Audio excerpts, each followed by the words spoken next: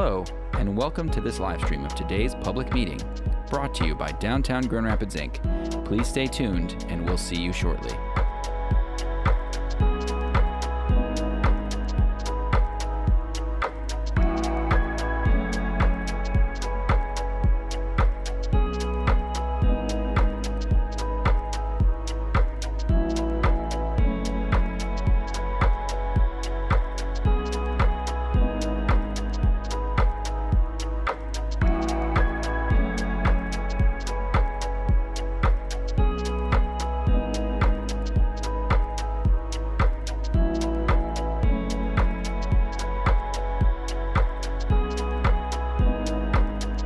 Hello, and welcome to this live stream of today's public meeting, brought to you by Downtown Grand Rapids, Inc. Please stay tuned, and we'll see you shortly.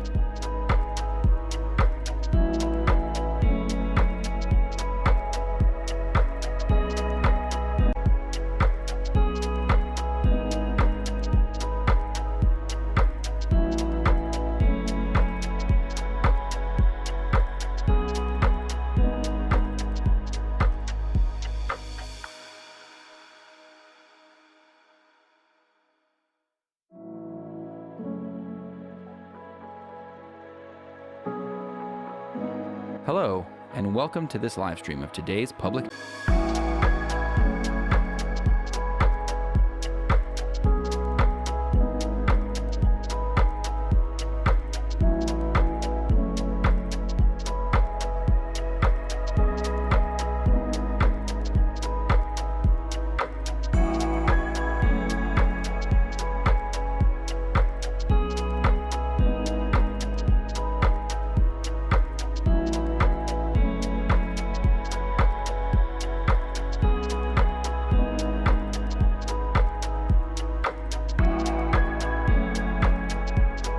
Hello, and welcome to this live stream of today's public meeting, brought to you by Downtown Grand Rapids, Inc. Please stay tuned, and we'll see you shortly.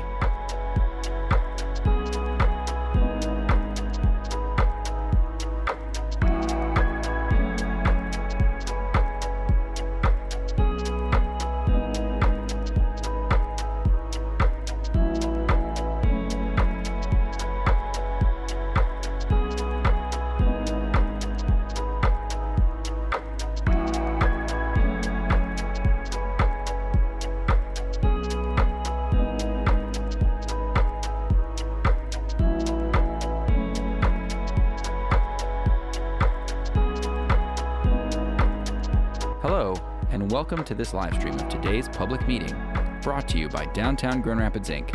Please stay tuned, and we'll see you shortly.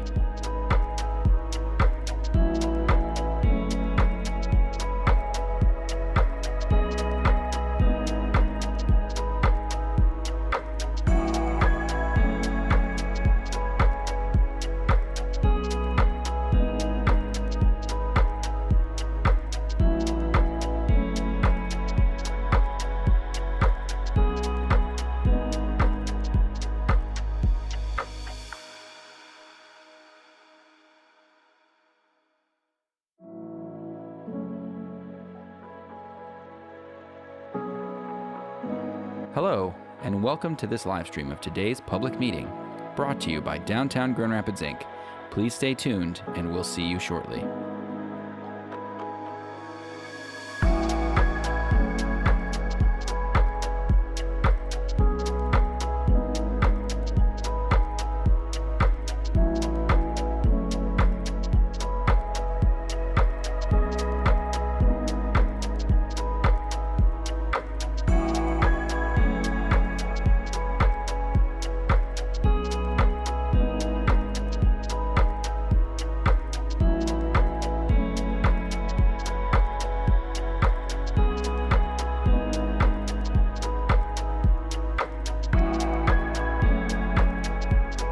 Hello, and welcome to this live stream of today's public meeting, brought to you by Downtown Grand Rapids, Inc. Please stay tuned, and we'll see you shortly.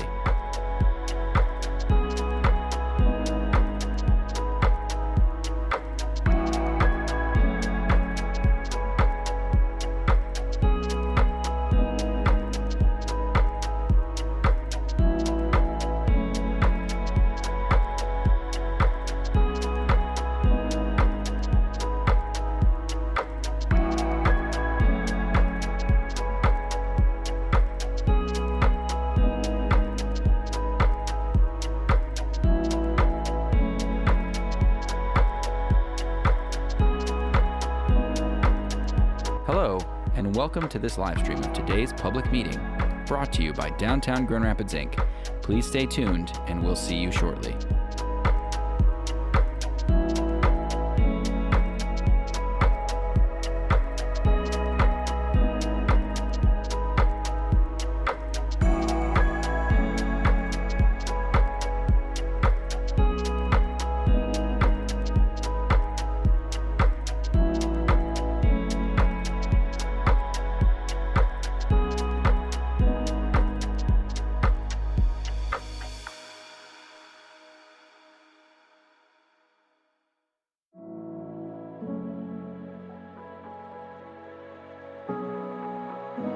Hello, and welcome to this live stream of today's public meeting, brought to you by Downtown Grand Rapids, Inc. Please stay tuned, and we'll see you shortly.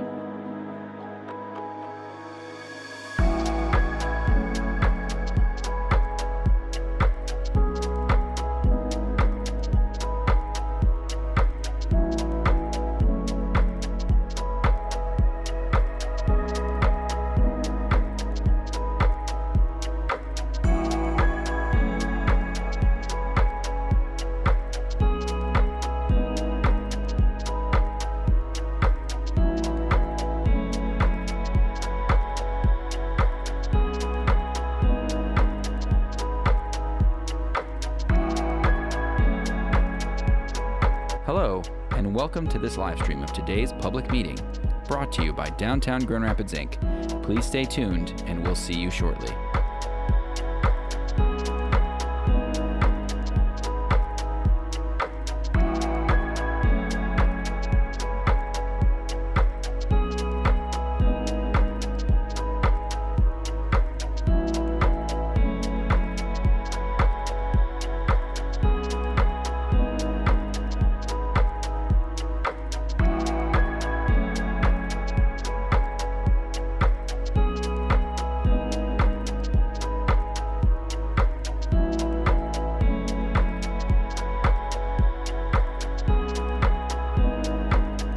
Hello, and welcome to this live stream of today's public meeting, brought to you by Downtown Grand Rapids, Inc. Please stay tuned, and we'll see you shortly.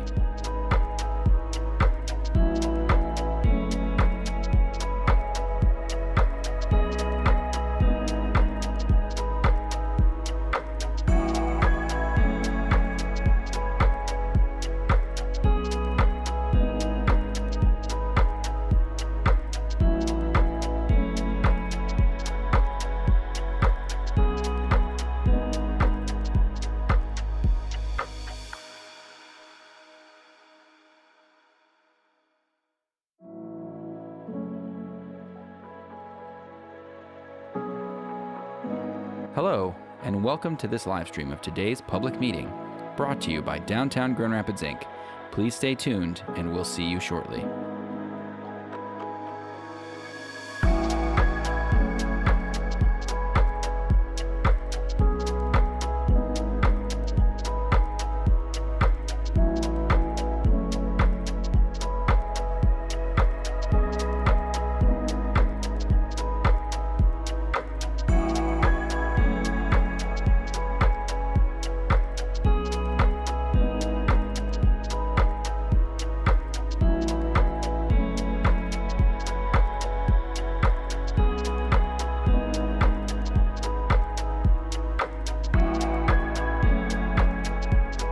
Hello, and welcome to this live stream of today's public meeting, brought to you by Downtown Grand Rapids, Inc. Please stay tuned, and we'll see you shortly.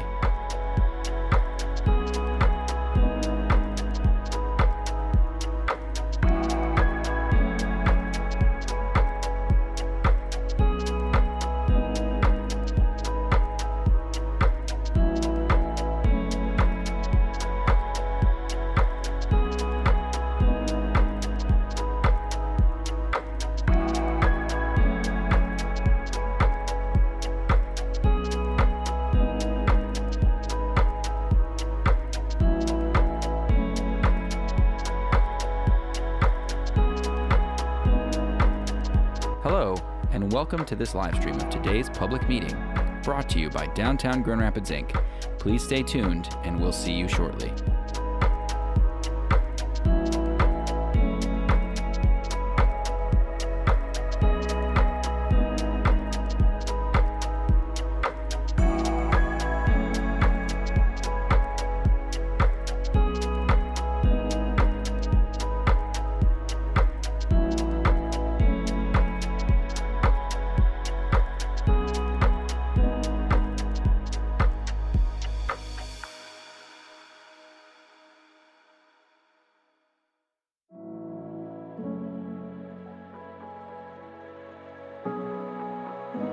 Hello, and welcome to this live stream of today's public meeting, brought to you by Downtown Grand Rapids, Inc.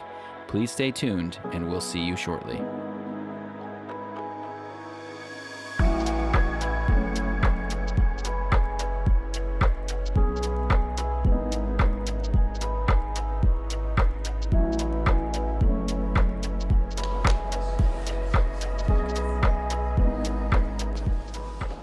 All right. I would bring this Downtown Development Authority Board member meeting open on Wednesday, February 12th at roughly 8:30. First order of business, approving December 11th, 2024 minutes. They were in your packets. Are there any corrections or comments? Seeing none, I'd entertain a motion to approve. Support. All right, all in favor say aye. Aye. Any opposed? All right.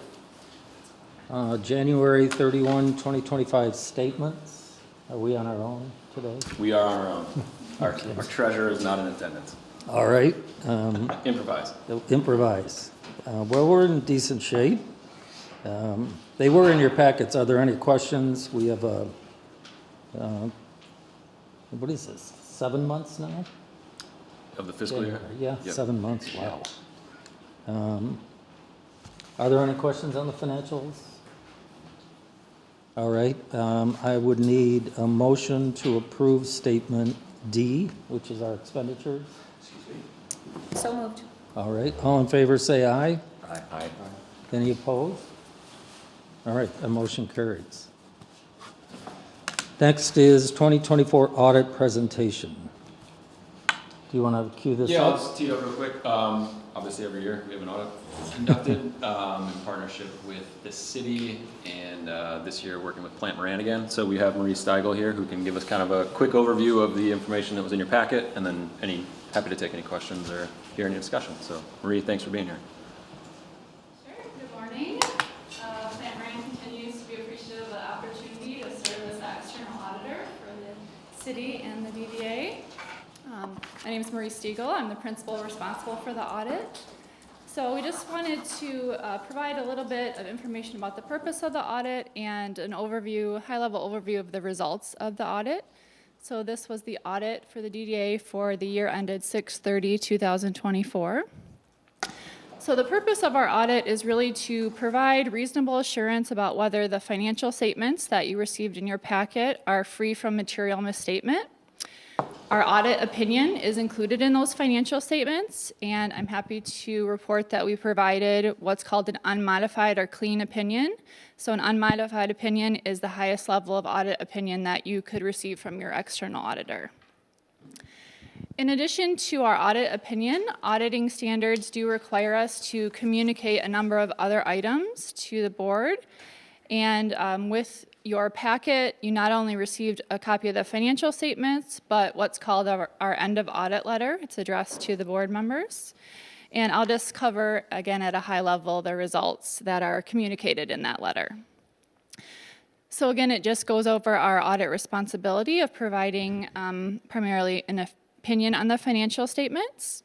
The audit was conducted in accordance with the auditing standards. As far as accounting practices or principles, there was no new accounting policies that were required to be adopted for the year that we audited, and the application of existing policies remained unchanged. There were no significant estimates that were used to prepare the financial statements, and I'm pleased to report that we didn't encounter any significant difficulties or disagreements with management throughout the audit process. We did not detect any misstatements as part of the audit. So what that means is the numbers that were provided to us to prepare the financial statements did not need to be adjusted through any audit adjustments in order to achieve the correct presentation. So kind of the key takeaways there are, number one, we provided the clean audit opinion, the highest level that can be provided. And we didn't detect any findings related to internal controls or any audit adjustments that would rise to the level that we'd be required to report them to. So, my takeaway, what does this mean? The financial information that you're provided, for your meetings on a monthly or regular basis, I think those could be relied upon. You could feel comfortable that you're, getting reliable information in those financial reports. With that, again, thank you for the opportunity to serve as the external auditors. I'm happy to answer any questions that you might have. Any questions? We appreciate it. Thank you. Thank you. Thanks, Mary. We do typically motion to accept We the accept audit. this. Yeah. I would entertain one then. So, Support. all right. Any other comments? Seeing none, all in favor say aye. Aye. Any opposed? All right, thank you. Mr. Chairman, Yes. just a quick question about a stat that was in there. Our property tax revenue increased by 12.1%, which is higher than the rate that property taxes can increase. I'm assuming that means more development, more property tax payers came online. One, to check that assumption, see if that's true. And then two, just highlight the fact, because often we get caught in conversations about other aspects of development, but I think that demonstrates the annuity that new development brings to our community in terms of increased revenue. So checking to see if my assumption's accurate, and therefore the conclusion's accurate. We can verify for sure. I think your assumption is correct, and anecdotally would agree with it. There could also be a situation if a building sells that would uncap the tax value, which could also increase it. Good point. Generally, Yep. I think you're on track with And at some what we've point, seen. some fall off the TIF roll, correct? Some would. So in an example of where a brownfield's in place or a development support agreement is in place, once those agreements expire, then the full revenue. Yeah. But nonetheless, it's all good. Right. Yeah. And Chair, I'll just add, that's been the case in Grand Rapids. I'm assuming with the county as well, that Headley and Pop-Up that we have to continue to adjust that rate because it's growing at higher than the state will allow under Headley. Great. Any other questions or comments? All right. Next item is temporary access and purchase agreement, teed up by Mr. Kelly. Yes, thank you, Mr. Chair. I'm going to hand it over to a couple guests here momentarily, but just kind of to highlight what's in the packet. These are actions associated with the sale of land to support the Amway Soccer Stadium. So obviously a topic we've covered quite a bit here over the past several months. But just to kind of level set everyone in the new year, and we haven't met for a couple months, just wanted to have Kara Wood and Bill Culhane give us a quick reminder on where things are with the stadium. Then we'll bring it back and kind of touch base on what the action that's requested of you this morning is. So with that, Kara. Thank you, Tim. Good morning, everyone. Glad to be here again. Updating you on the projects, but more importantly, talking specifically about a temporary access and purchase agreement that we've been working on for some time. Just a quick overview and a reminder, Grand Action 2.0 plans to finance the purchase of the YMCA property for the stadium construction and pedestrian bridge project, and that is indicated in the image in the yellow. The balance of the property is currently owned by the DDA, and we have worked with the DDA to draft and plan to execute a temporary access agreement for the project construction from May 25 to March 27. All of the property in blue. And that agreement could be assigned to the Kent County or Grand Rapids Kent County Convention Arena Authority in Q1 of 27 at the completion of the construction of the project. It's very similar to how we're doing the amphitheater project. Next slide. Just a couple of highlights in the purchase agreement terms. The purchase price is a little over $8 million. That's at a rate of $53.43 per square foot. And it is a 10-year term with minimal annual payments of $500,000 with the possibility of larger payments equal to the amount of the annual transformational brownfield plan reimbursement amount. And so those are the main terms of the agreement contained within that purchase agreement. In addition, the temporary access agreement outlines the ability for us to gain access to the site and enter to conduct those construction activities to build the site. It also includes requirements about insurance and monthly payments for lost parking revenue during the period of time which we're accessing the site for construction. And so that's to allow, that lost revenue to be realized in real time, but then also recouped, because as a result of the monthly payments, that will reduce the final purchase price at the end of the term of the project. With that, I'm going to turn it over to Bill Culhane, our owner rep, to talk a little bit about the Skywalk design. Thank you, Kara. Thank you, everyone. Part of the project to create safe passage from the parking deck at GVSU to the YMCA, because the YMCA will be losing their parking, is the addition of a skywalk or a pedestrian bridge from the southwest corner of Winter and Lake Michigan Drive across to the YMCA. In addition to the bridge across to the YMCA, it will also have a stair tower and an elevator that will drop people down to the grade street level, so it can be used also by students. It can also be used by pedestrians wishing to cross here, as well as the stadium itself. This is a completely separate project from the stadium, but it is part of the overall plan. This is a look at the pedestrian bridge itself. On the left side of the page is the GVSU parking deck. On the upper right-hand side is the YMCA. We will come off at the 4th floor of the pedestrian, or of the parking deck. We'll cross the intersection above the railroad and on the west side of the power poles, and then we will attach to the YMCA at that location. You can see the stair tower there at the YMCA. This is another look west on Pearl.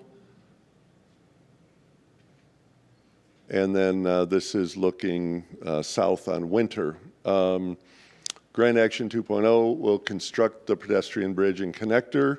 GVSU will be the owner when it's in its completed state and turned over. They will also provide security for the pedestrian bridge. And GVSU and YMCA have entered into an independent agreement for parking and access. And then just a quick timeline on the schedule. Schematic design started in February. We'll go through the stages of design development and construction documents, which will take us out until September. In September, we'll bid the project, and then with the anticipation of starting construction in October and being complete in November of 2026. Just some of the required approvals. We submitted for special land use application this month. We're on the agenda for March 13th with the Planning Commission. We are currently working on an encroachment agreement. We're working with CSX Railroad, as well as we get closer to the start of construction, we'll be doing an application for a building permit, and then our anticipated date for the occupancy permit is again November of 2026. I think that covers the bridge and the construction schedule. I don't know if anybody has any questions for Kara or myself. Questions? Chair, I just Yes. have a quick question. So are we feeling good that preliminarily we have approval and support from both CSX and utility? Yes, yep. We did receive correspondence from CSX, as well as the Progressive has been working with city engineering on utilities and any relocations that has to occur, not only public but also private utilities. Great. And we have communication affirming both of those. Good. Thanks, Bill. Yep. Anything else? So maybe just to recap what the ask is of you today. Again, this was included in the memo in the packet as well as a resolution, but we're being asked to, in the future, accept the deed for the YMCA property, which Grand Action will be acquiring. And then you would be authorizing the vice chair to execute both the temporary access agreement as well as the purchase and sale agreement, based with some of the terms that Bill and Kara covered.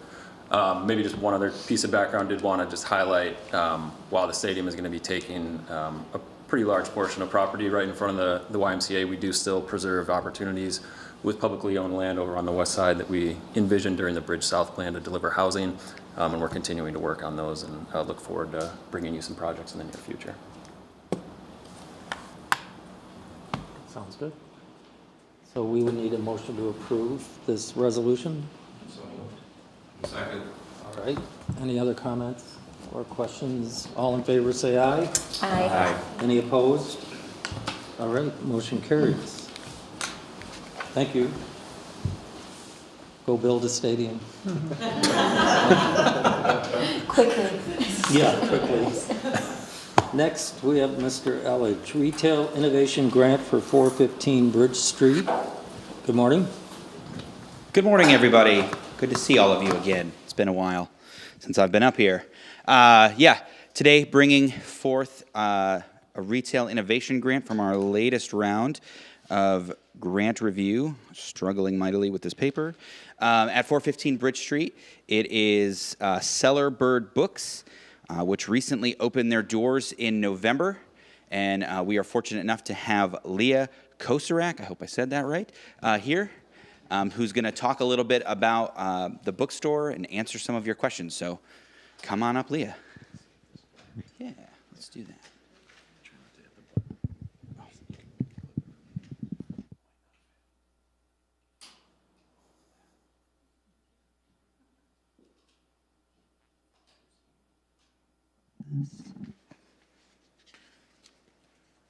Sorry.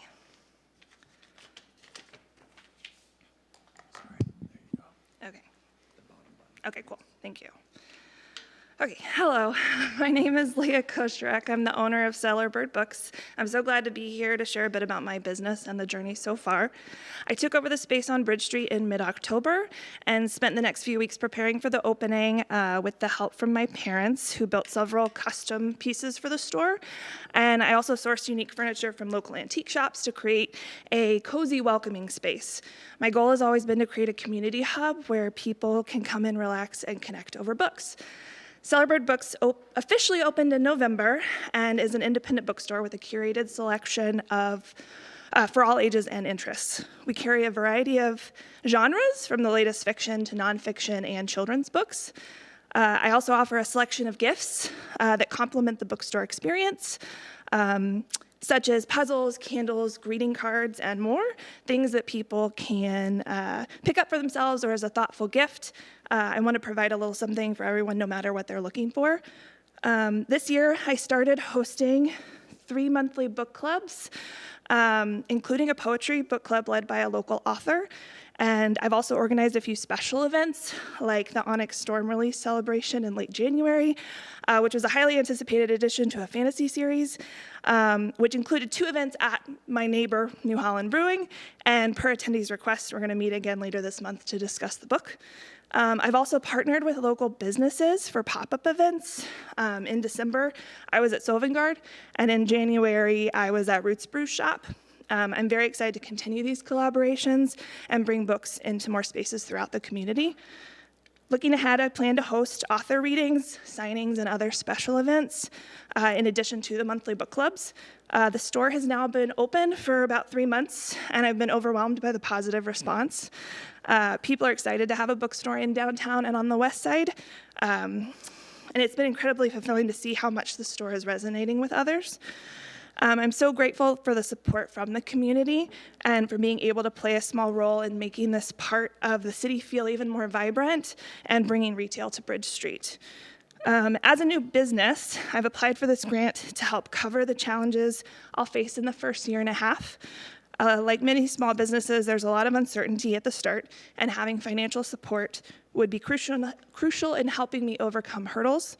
It will allow me to build a solid foundation and ensure that Cellar Bird Books can thrive long term. I've been managing the store on my own, working 7 days a week, but after breaking my ankle 3 weeks ago, I had to bring on temporary part-time help to keep the store running. But my plan has been to hire more permanent part-time staff in the spring, and the grant would be invaluable in making that happen. The funds would help me hire 1 or 2 part-time staff and allow me to expand inventory, plan more engaging events, and improve the overall customer experience. Independent bookstores are making a strong comeback, but face tough challenges, especially with large retailers. But I believe people are eager to support local businesses that provide a personal touch. Celerbird Books isn't just a place to buy books. It's a community space where people can gather, share stories, and discover new ones together. I'm deeply committed to creating an inclusive atmosphere where everyone feels welcome, and with the right support, I know we can keep growing this community space. Thanks for your time, and I'm happy to answer any questions.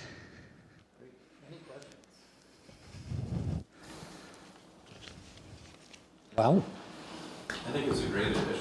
Yeah, me Yes. too. Thank you. Love it. We all should read more. Just saying. You're not wrong. All right. Not wrong. Having said that, I would entertain a motion to approve this Oh, I was going to request. really quick remind everybody what the ask is for. It's for Okay. an amount not to exceed $24,030, which equates to 50% of the rent for the bookstore for 18 months. And I will also add, when we did some economic development survey work for downtown, a bookstore made the short list of things that lots of folks wanted to see downtown, including residents, visitors, and other business owners. So this is exactly what this grant is meant to do, is get the things in downtown that we want to see. And so this is a great example of that happening. Thank you. Now, I will entertain a motion. All right, all in favor, say aye. Aye. Any opposed? All right, thank you, good luck. Schuler's was ahead of their time. Can someone take a photo for Member Dunn? A photo? 6 seconds. Oh. Questions? Yeah, we'll go. All right, inside joke. Next is... She's watching, by the way. Okay. Next is the request for a DDA liquor license at 511 Bridge Street. Good morning again, everybody. So 511 Bridge Street, which we all probably know a little bit better as Kale's Corner, was recently sold, and the new owner is requesting a liquor license to open a sort of local neighborhood pub, bar, and grill.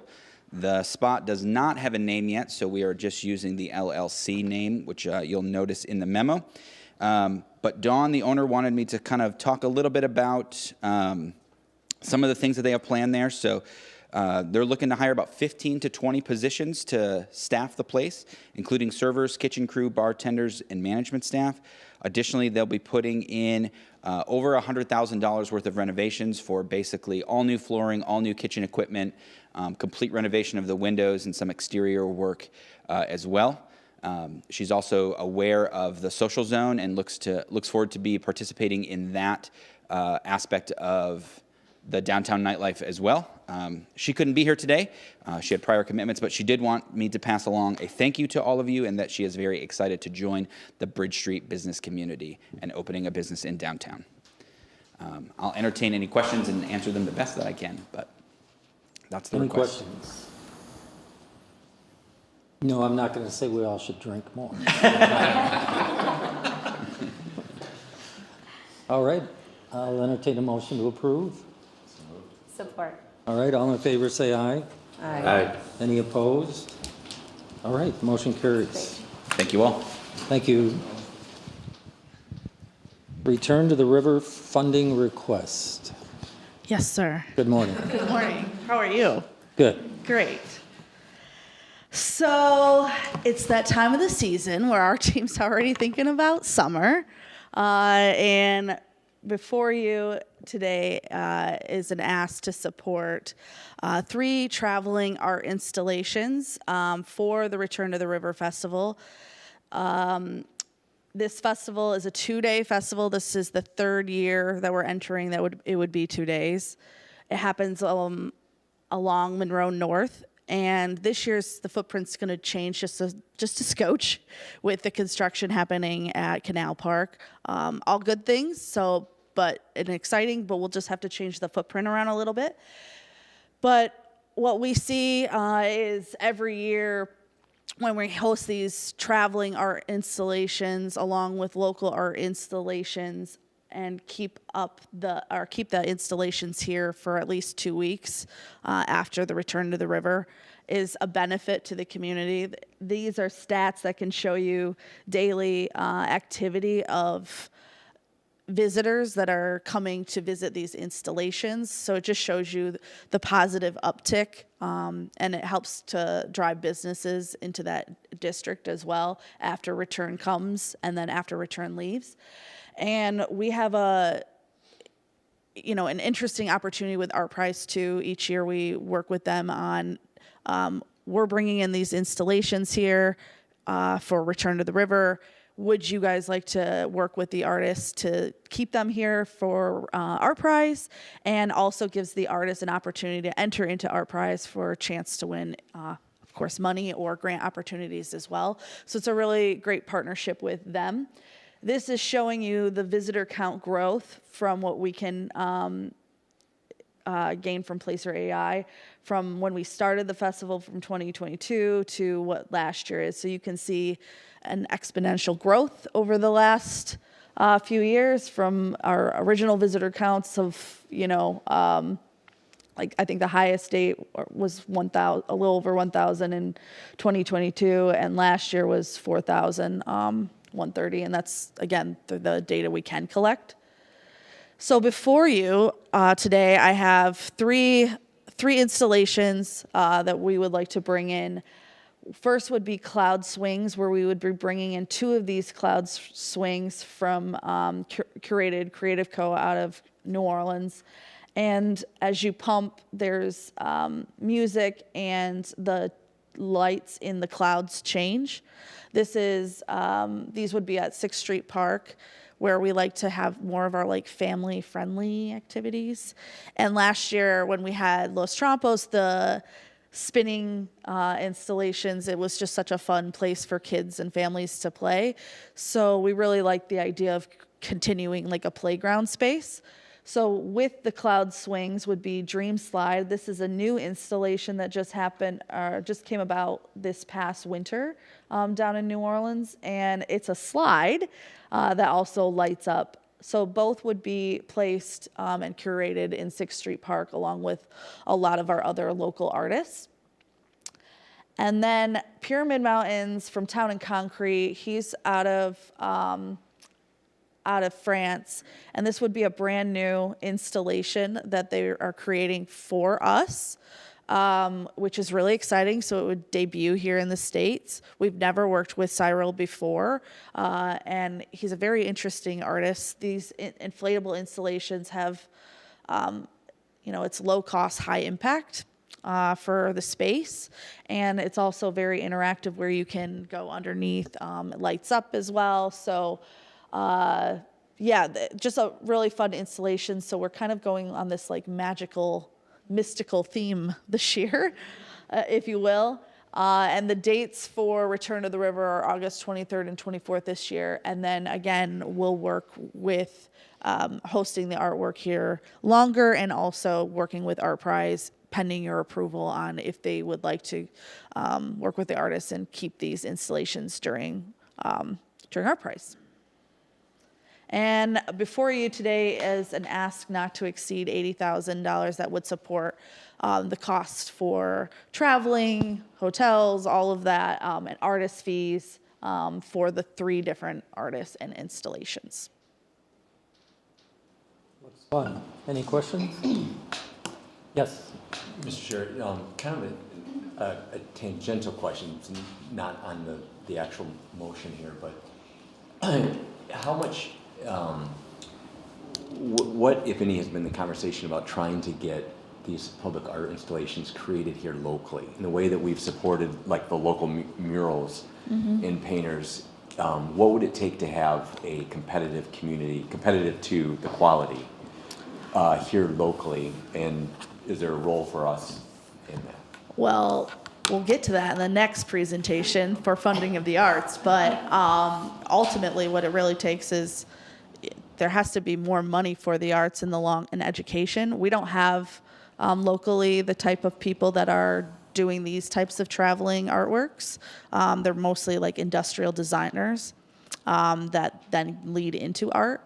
So until we have that, but Katie and myself, work with these traveling artists to team up with local artists. Katie also just put on for World of Winter with some of our traveling art that you all approved for World of Winter to come to teach best practices to our local community, and that's extremely important because we do want to support our local community, but they're just not doing these types of work that can handle large-scale play and heavy play, I'd say. So there's a lot of education that goes around this kind of stuff, but there's also, a big importance. I think everyone wants to support local art, as do I. There's a delicate dance and balance between supporting local art and national and international artworks, and you want all three for a successful, thriving community, ultimately. Kim, can you remind us all the Two Eagles story and the installation that he was able to do at World Oh, of Winter yeah. and how that kind of progressed Yeah. as well? We've done that with Valerie and Two Eagles are in specific, but also like DeVries landscape. So we'll go to them with an idea, or they'll come to us with an idea. We've originally started working with them through the Activate Grant program, or just with an idea that our team may have and pitch it to them, and they're growing so exponentially, like with their craft, that they are now becoming these traveling artists. So like Two Eagles in particular, he started with a $5,000 grant, and you all funded him at a high level traveling art installation for World of Winter. That is his piece at, he's got one at 6th Street and another one on Gillette Bridge.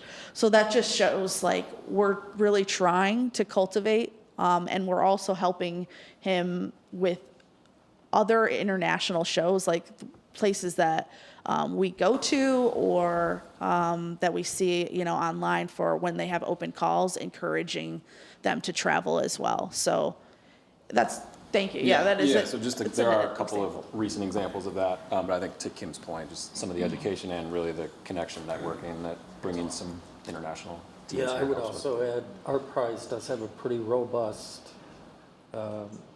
program for local artists to enter Art Prize.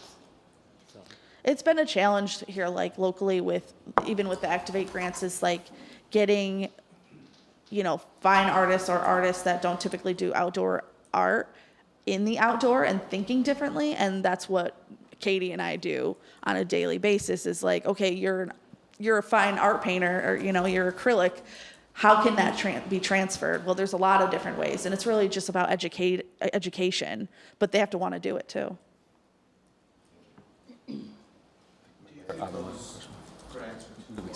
Especially for someone who's maybe just getting space, it seems like 5,000 for the size of some of these is just not enough. So we have grants up to 10,000, and then if it's something specific, that we curate ourselves, I'll go to you guys for approval if it exceeds the $15,000 limit.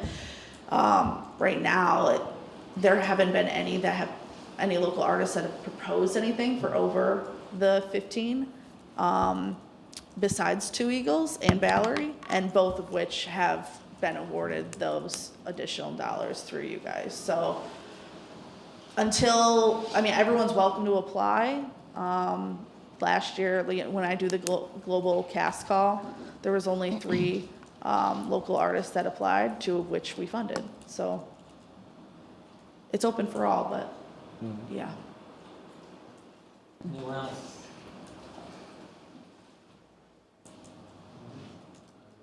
Ask for a motion to approve this funding. Support. All right, all in favor say aye. Aye. Any opposed? All right, you're still up. I am. You can't get rid of me yet. But Catherine's going to join me as well.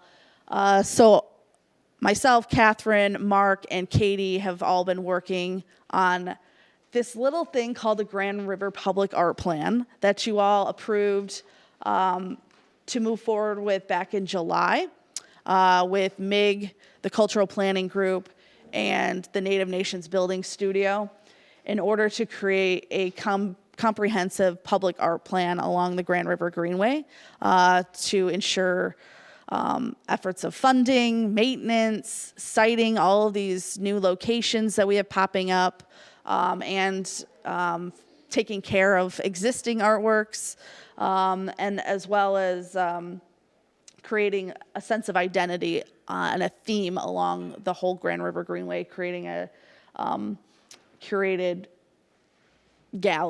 art gallery. So basically here shows you the key focus areas. Again, is community engagement that we have them working on, funding, site selection and artist procurement, long-term maintenance, and ultimately how we get permanent installations along the Grand River Greenway.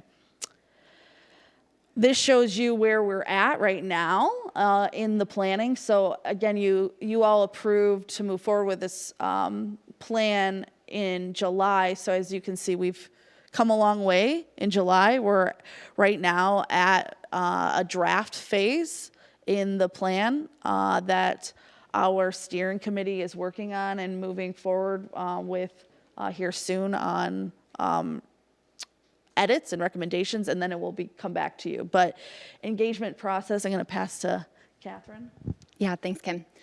And so we've learned a lot over the last several months and wanted to just share some updates around where we're at in that process, what we've been learning from stakeholders, and how that's going to feed into the recommendations. So you all might remember the first thing we did when starting this process was to bring a group of local stakeholders together to help guide the entire process. So from development of the RFP, selection of the consultant, and guiding every step of the plan development, brought together a pretty diverse group of expertise, and this group has been very, very instrumental in strengthening this plan.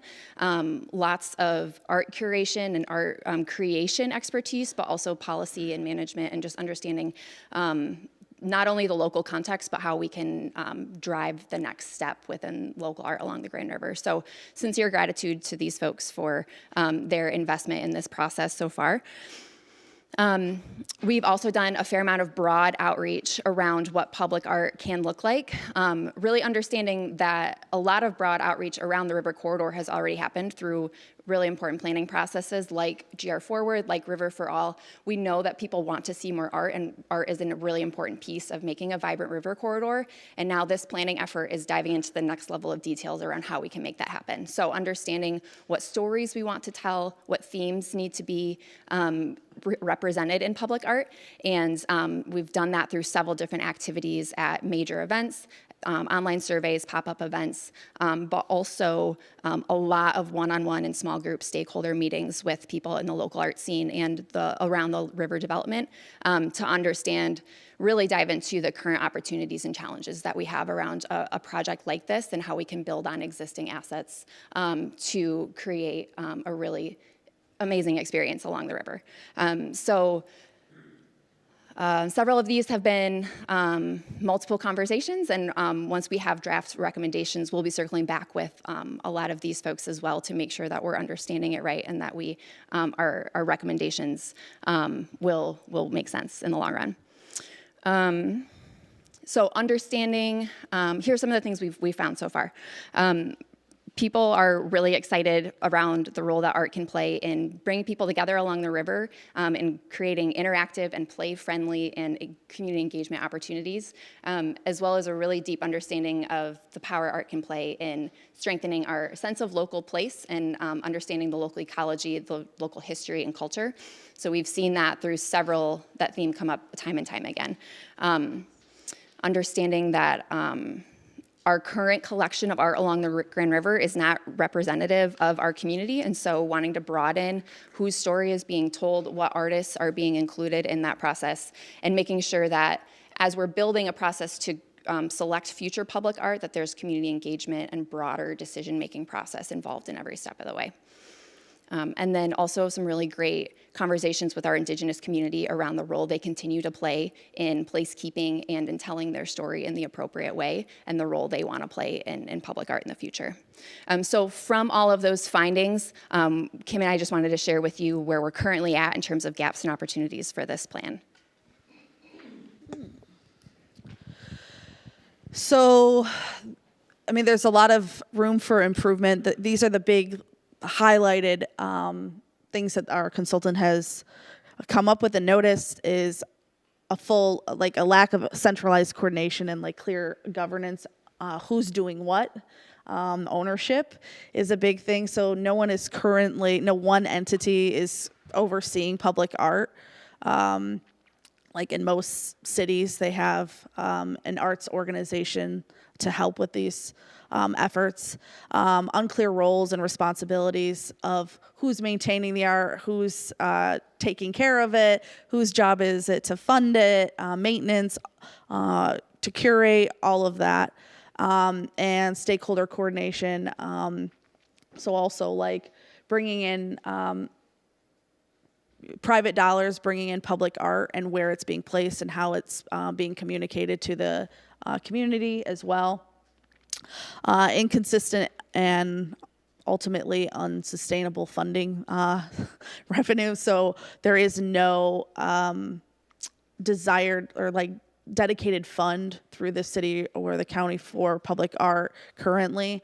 And basically it's the county or private dollars or the city coming in to fund these installations one-off at one time rather than a plan and a built-in budget. There's no percent for the art ordinance and all in all, like no long-term funding strategy for public art. Also, as Catherine already kind of talked about, is the underrepresentation that we have with our public art that is currently out there. So making sure that there's better opportunity for people to see themselves within the art, where art is being placed. A great example of that is what Catherine has been doing with Oxford Trail in that community, working with that community to see what they want in that area, in that space. So that's something that we could continue to do along the Grand River Greenway. Gaps in community engagement and public awareness. Again, just having people, more stakeholders involved in the public art that is going to be present here, and that it's representing us as a community and getting more community involvement and participation and, feedback in the process of curating these installations for our community. And then ultimately, we don't have a maintenance plan for how to upkeep all of these beautiful installations that we currently have and what we'll want to get in the future. So getting an understanding of how to take care of the existing artwork that we have, and then being able to help fund future work. So concerns over the environmental sustainability, making sure that materials that we're using along the Grand River Greenway are the right materials for public art that can make a long-lasting piece. And then responsibilities as far as who's taking care of what. Like currently, DGRI might take care of the stuff that us and the city might own. Private GVSU or RDV might be taking care of their installations. So it's all kind of like piecemeal together. Ultimately, there are a lot of opportunities for fixing some of these things. So overall, a committee, art committee for the Grand River Greenway is recommended here. So we have people that understand public art and can help to curate the gallery pieces up and down the corridor for our stretch here. Incorporate a 20% maintenance allocation fund. So again, currently people think of just like, let's pay for the art, but what happens when the art's placed and something breaks, or making sure that maintenance is taken care of. And then working towards additional public-private partnerships for a percent for the city art ordinance, which is recommended in a lot of cities that have thriving art community. They have a percentage for the art program, and that's something that is recommended. expanding representation, I've already talked about this, but making sure that the art that we're curating is reflective of the community, and we're bringing in diverse artists locally and internationally and nationally as well, and getting our community involved in these decision making. And then long-term maintenance and conservation plans. So we need to formalize a maintenance strategy. And one of the suggestions is team up with people that are already doing it really well here locally, such as GVSU or Frederick Meyer Garden. That's just an example.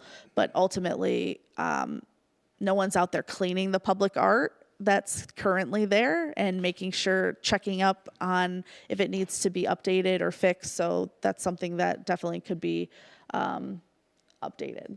So next steps is we're working right now on the draft plan with the steering committee, and which shows you what it's going to include, but then we'll be hopefully finalizing that by March. We have a lot of work to do with the committee on the draft plan, and then all of those beautiful people that you saw listed that we connected with, we want their buy-in as well to make sure that we understood them and that they're also coming along in the journey.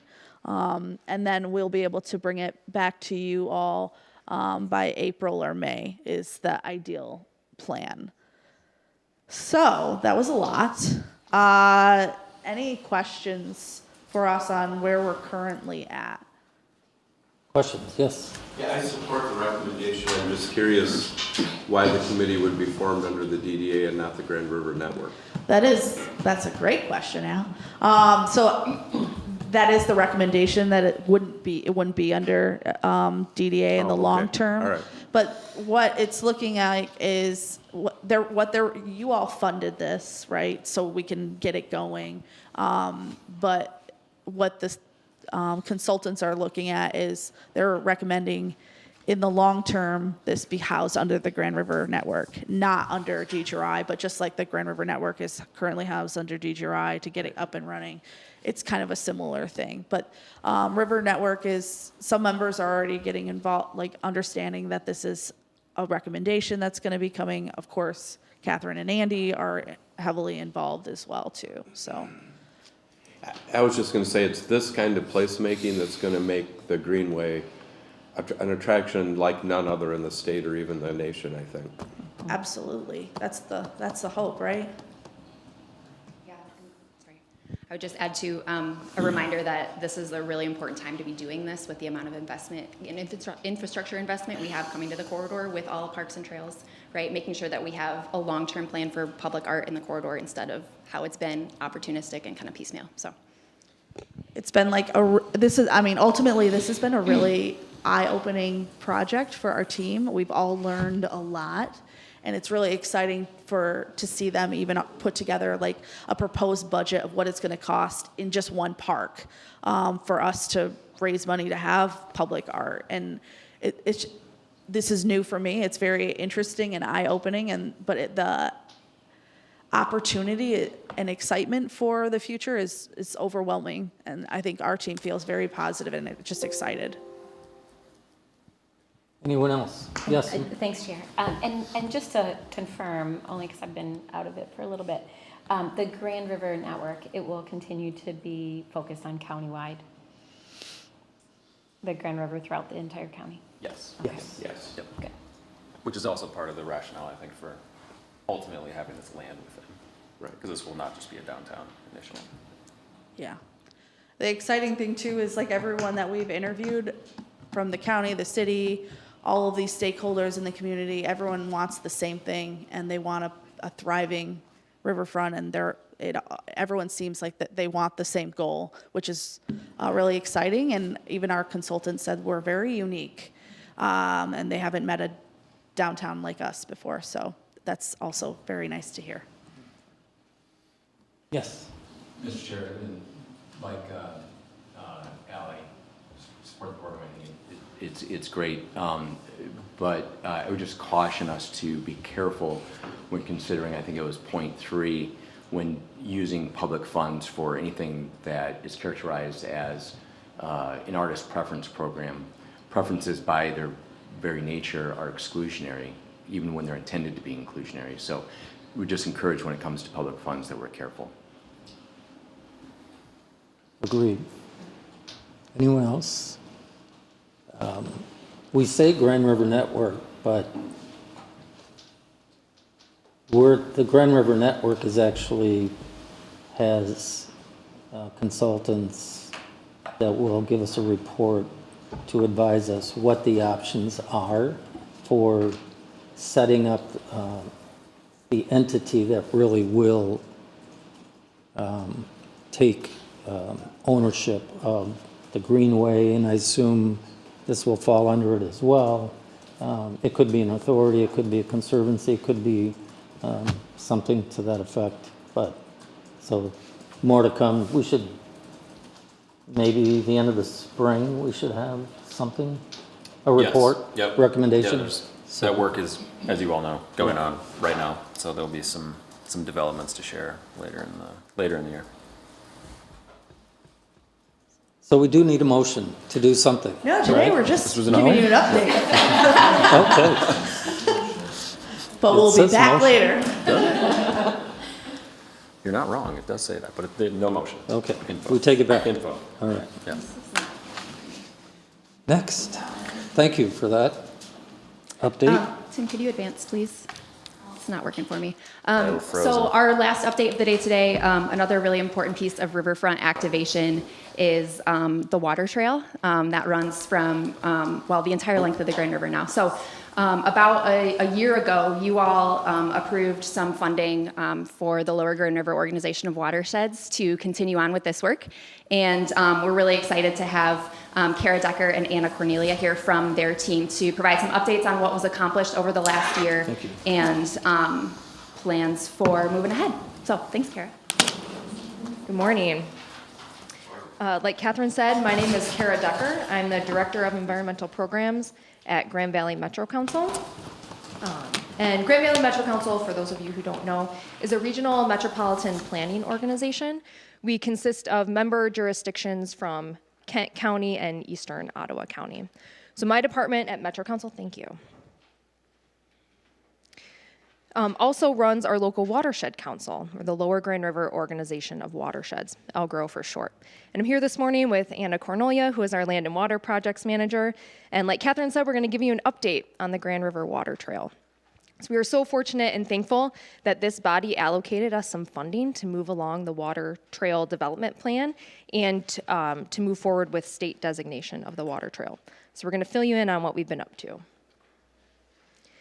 Before we dive into the water trail, I want to give you some context and sense of place. So this map on the screen here is the entire Lower Grand River watershed. It's a huge area of land, almost 3,000 square miles, that takes up most of West Michigan. LGRO's mission is to understand, protect, and improve this entire area of land for all to enjoy. We can't do that work alone, and so you'll see all these colors on the map here are the smaller subwatersheds, or those smaller lakes, rivers, and streams that flow into the main stem of the Grand River. So we're constantly partnering and coordinating with the champion groups of some of these smaller subwatershed organizations. You may have heard of groups like Plaster Creek Stewards or Friends of Buck Creek. Those are the folks that we're partnering with constantly. LGRO through Metro Council is mostly grant funded. We rely on state, federal, and local foundation grants, and then we also have some fee-for-service programs. So those include things like providing place-based watershed education for students locally. And then we also help 23 different jurisdictions in the watershed achieve compliance with their municipal stormwater permits, of which Grand Rapids is one of those communities. All right, so getting into water trails. A water trail is a designated route on a navigable body of water, such as a river or a lake or a bay or canal. So the trail already physically exists, it's the river. But as water trail managers, what we're responsible for is making sure that the user has a great outdoor recreational experience. So making sure that we're connecting them with different amenities or with access sites, and making sure that the users are aware of things like hotels or campgrounds or restaurants along the way. We all know that outdoor recreation has many benefits, and as people are interacting with the outdoors and specifically with the river, right, we're able to do some education and evolve some stewardship that hopefully leads to some conservation efforts. But there's also some positive economic impacts in the paddling industry. And so these numbers are a little dated. They should be a little bit higher, but our friends at Grand Rapids Whitewater in 2014 commissioned a report that estimated that expanded recreational use of the river, specifically here in Grand Rapids, could have us see an increase in $16 to $19 million annually. So when we're speaking specifically about the Grand River, this is the entire Grand River watershed. The Grand River is the longest river in Michigan. It runs 252 miles. It starts in Hillsdale County around Jackson, flows through Lansing, and then ends at Lake Michigan. It's so large that there are 3 different groups that are responsible for managing this land, and we have really good relationships with the Middle Grand River Organization of Watersheds and the Upper Grand River Watershed Alliance. And so those groups are working on their own sections of river and the water trail, and we're working with them continually to make sure that we have a continuous and seamless water trail experience. As far as the Lower Grand goes, we're responsible for the 96 miles that starts around Portland, Michigan, and flows all the way out to Grand Haven. Along this stretch of river, there are 35 different access sites with 16 different individual access site owners. And there's currently one opportunity to portage, where you have to physically get out of your watercraft and move around the dams downtown and then get back in and finish your journey. We are so thankful for the funding that you all allocated to us. DGRI has been a fantastic partner in helping us, talk about the water trail in the context of other trail work that's been happening in West Michigan. So keeping us in the loop with the Grand River Greenway. And we've also been in constant communication with the West Michigan Trails Network. We've been lucky enough to receive free technical assistance from the National Park Service also, and they've been able to give us advice on what our maps should look like and what types of things users of the river need. We've also been working with the Michigan Department of Natural Resources, or DNR. They're the ones that will give the state designation, and they also convene quarterly all of the water trail managers from around the state. So we've been in communication with other water trails around the state too. Locally, we have a Lower Grand River Water Trail Coalition, and that's comprised of municipal folks from those communities that the Grand River flows through, and also access site owners and other river enthusiasts. So that group, that local coalition, are the people that are going to help us move this effort forward into the future. Thanks. Good morning, everybody.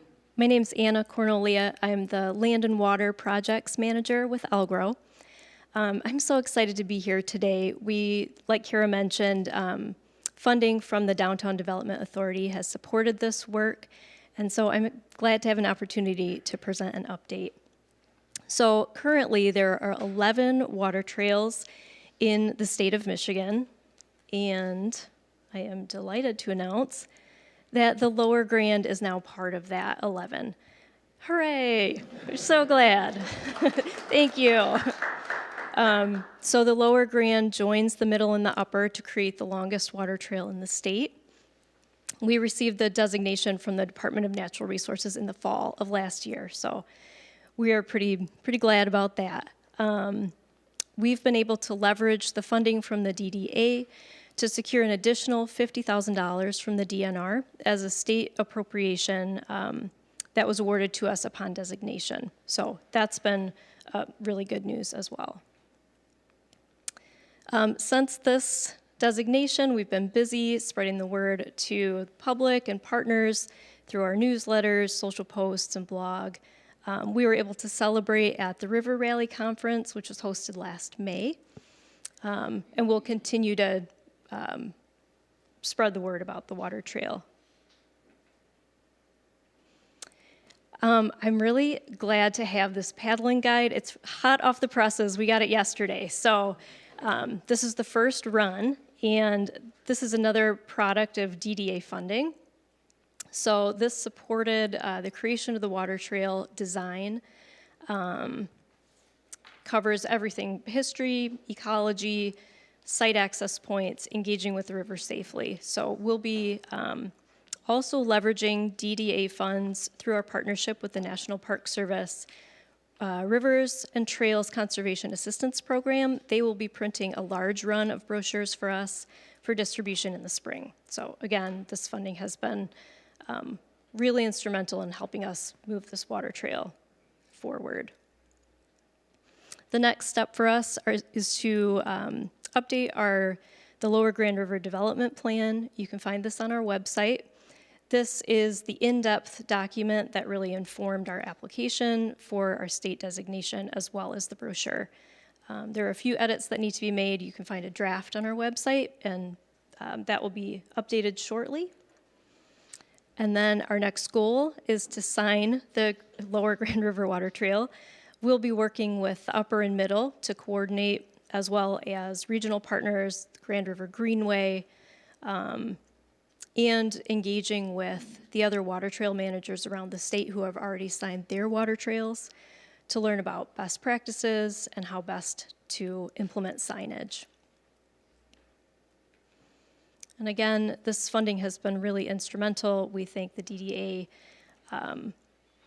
for the support to help us bring the water trail to life. And if you have any questions, we would love to entertain them. The QR code goes to our website and that development plan. Thank you. Thank you. Any comments or questions, Mayor? Yeah, I just have 2 questions. One, I'm so glad to see this, by the way, congratulations. So 2 questions. One, the brochure's great, but is that information also available like on an app? So if you're a kayaker or out on the river, you can pull it up virtually and get a sense of how far you are? Not yet. Not yet. Okay. Not yet. We do have it available on our website as a digital download. Okay. Is there a plan to do that? Not yet. Okay. But thank you for the comment. Yeah. And then secondly, have we worked with DNR to do a better job of promoting the water trails, like through Pure Michigan or Experience Grand Rapids? I mean, I think it's a great asset, and especially for folks who are traveling and tourists, I just feel like we don't promote it enough. I agree. I think the quarterly meetings that the DNR hosts for all water trail managers, that has been a point of discussion, but so far we haven't seen a lot of movement on their end, and maybe Kara would have some more to add. Yeah, there have been some conversations in DNR. They have trail stakeholder groups, like actual stakeholder committees at the state level. And just recently, they've designated 2 seats specifically for water trail stakeholders in the whole state trails picture, which is great. So baby step, I agree. It's not enough yet, but they're making baby steps. Yeah, great, thanks. Yes. Mr. Chair, just to echo Melissa's comments, thank you for all the hard work you're doing. And to encourage all the board members, if you need a good corporate activity, there are local companies that will bring the canoes to you, meet you at the river, put you in and take you out. It's a great experience, and it's something you just like, it's easy to take for granted because we drive over the river usually or run alongside it, but it's a great amenity that's underutilized. That's part of our plan, is to make a distribution plan. So we'll be getting these out. In particular, we have 35 site access points, 16 different unique owners. We'll be distributing them to each site access owner. We also have a plan to make sure that everybody has a kiosk if they want one, so there'll be kiosks where people can pick these up. One thing I wanted to invite you all to a couple of events that we're looking forward to. We'll be presenting the Lower Grand River Water Trail, the Quiet Adventures Symposium in East Lansing on March 1st. And our Elk Spring Forum is scheduled for May 15th through 17th. That will be hosted locally in Grand Rapids. We will be also hosting a paddling event, so you can come paddle with us. We'll set up the boats for you. Hope you can join us. Yeah, I think I would echo, I would encourage you to reach out to Doug Small or Janet Korn, just with Experience Grand Rapids. I think I wouldn't wait for DNR to try to publicize this great water trail. I think we could do it through Experience Grand Rapids. Okay, thank you. Anything else? That is all. We should Just an kayak update. more. Thank you. You should kayak more. While we're Yes. And I have said for a decade, as soon as our river restoration project is done, I'm gonna rope folks into paddling the entire Grand River with me. Wow. I'm in. Yeah, I think it'd take us about 13 days. Wow. Yeah. But it would be really fun. Would be. Sorry to get that red X out of it. Thank you, I'm gonna ladies. plan it. Thank you. Next, the Executive Director report. That would be you. Yes, and I have a handful of river project-related updates I'm going to give you. But first, wanted a quick reminder that World Winter is still going on. We're going to get a snowstorm tonight, so come down and check out all this stuff. But we run. To that, Tim, Oh, just yeah, a go. huge shout out to the team. The circus on Saturday night was awesome. That's all Megan. I Megan mean, truly, it's so fun. So Great, thank you. yeah. Yeah, thank you for that. Things are going great. Team is obviously hard at work, all hands on deck, but we've had a great turnout. We'll obviously do a full breakdown for you when it's a little warmer. But here's the calendar, which is a little tough to see, but a reminder, this is on the World of Winter website if you want to check out what's coming up. A few more events to catch before things wrap up on March 2nd. And then on to some river-related updates. Just want to keep you tracking on where things are. So starting within the river, we are still expecting bids in for the in-channel work by the end of the month. So keeping an eye out on that. Oxford Trail has not gone out to bid yet. We are hoping the city will be putting those out very, very soon and continue to remind them of our ticking clock. But we still think that's on schedule to have things back in March and then hopefully get underway yet this spring. So keep an eye on that. Bids came in this week for the Fulton to Wealthy segment of the trail. This is the piece that's adjacent to the amphitheater. There's some post-bid analysis going on right now to kind of understand costs and all that, but that should be going to commission, if not this month, then early March. Did it come in higher than expected? Yes. But we're not sure quite how high yet. So I don't want to get ahead of the cart on this one, but yeah, it did come in a little higher. So stay tuned on that. Canal Street Park came in right at what was the expected cost, so that's good. That will be moving forward in the spring. And then, as a reminder, we have two major projects still underway. Lion Square will get going again as soon as snow melts, but we have seen a little bit of work adding in signage and all that, and people are already using the opened up space and even the temporary drive, so that has been great to see. And then the museum as well is staying on schedule and will be done in the summer. So a lot of work happening along the riverfront, not to mention the Acrisure Amphitheater and everything else associated with that. What about Leonard to Ann? Leonard to Ann is moving along, should be going out to bid yet this spring, and I'm looking at Catherine. Yeah, so that will To add a actually little be more bid in detail. 2 different phases. The city will bid the northern part of that later this spring to start this summer, and then the southern half of that is tied to MDOT TAP grant funds, and that will be led through the MDOT process late summer to start in the fall. Okay. Yep. So as you all know, we have the grant money at DJRI that we need to spend by December 31 of 2026, and so time is of the essence on all of these, and we're continuing to push and work with our partners to get that done. So any help you can offer would be much appreciated. We'll do our best. Yeah. That's all I got. All right. Next is public comment. Anyone in the audience like to step forward? Now is your chance. All right, seeing none. Board member discussion. Any comments around the table? We're going to read more, drink less, and get in the river. All right. I just read like 15 books. All right. All right, we are adjourned. Thank you. I